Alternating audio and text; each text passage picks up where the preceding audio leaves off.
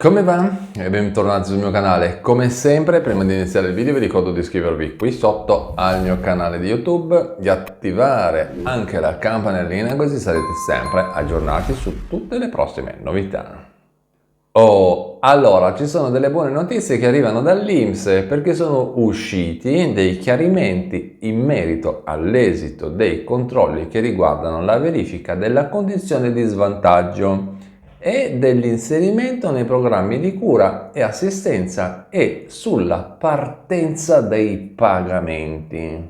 Tra i beneficiari dell'ADI ci sono anche le famiglie con membri in condizioni di svantaggio e inseriti ovviamente anche in un programma di cura e assistenza dei servizi sociosanitari territoriali che, ovviamente sono certificati dalla pubblica amministrazione. In questo caso le amministrazioni hanno 60 giorni, e dico 60 giorni di tempo, dalla comunicazione da parte dell'INPS per confermare l'inserimento dei richiedenti dell'assegno di inclusione in tali programmi.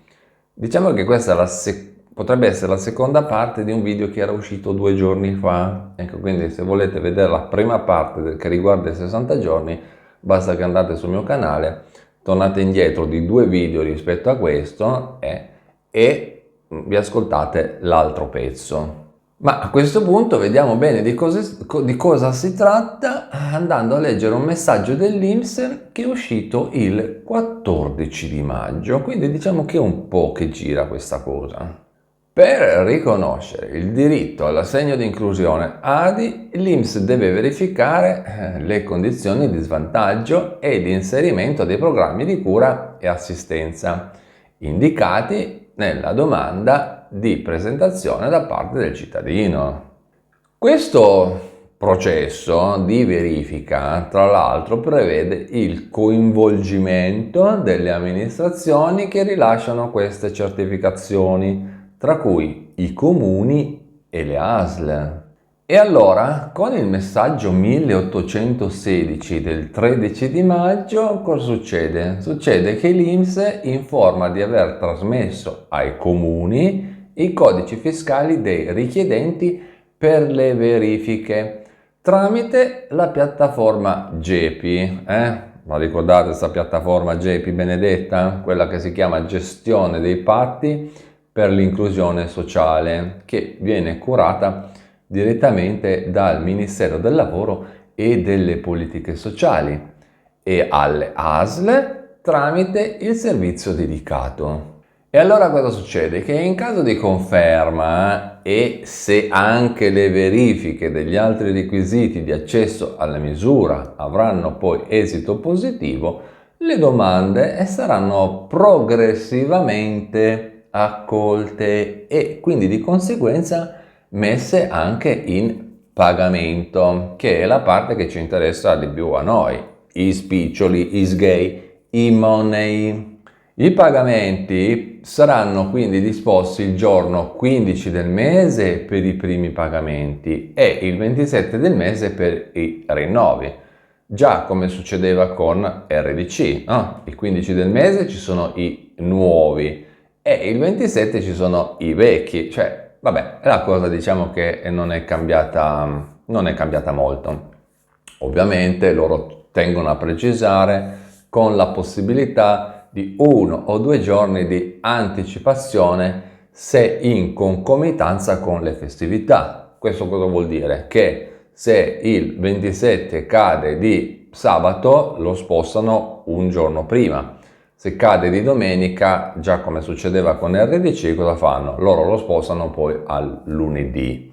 C'è stato solo un caso che si sono inventati una data assurda così, il 28, che era il 28 di maggio, e sapevamo già che era una data farlocca, no? Era una data così che si sono inventati così a caso, tanto sta che poi appunto il 28 di maggio era un martedì. E io continuavo a dire, guardate che il 28 è impossibile, perché questi quando mai, in 4 anni anche con RDC hanno sempre pagato il 27, mo si sono inventati sta data farlocca, il 28, così, perché non sapevano cosa fare. Infatti poi i pagamenti sono arrivati il 27. Vabbè, c'è poi la solita storia che vanno avanti fino alla fine del mese, bla bla bla, che vabbè, queste menate varie, però diciamo che è sempre il 27, ecco.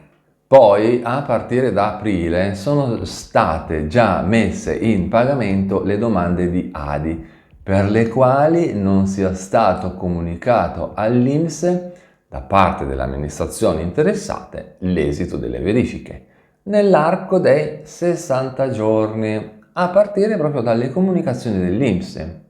Infine, sempre per stare in argomento, per la verifica dell'esito del controllo è possibile andare direttamente sul sito internet dell'INPS, quindi se volete controllarvi la vostra situazione, andate lì sul sito internet e ve la guardate.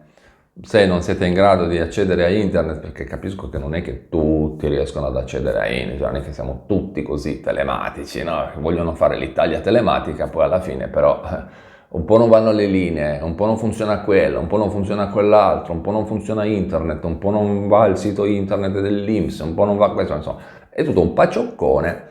Potete rivolgervi al vostro CAF o patronato o consulente di fiducia che vi segue e così voi vi risolvete tutti i problemi.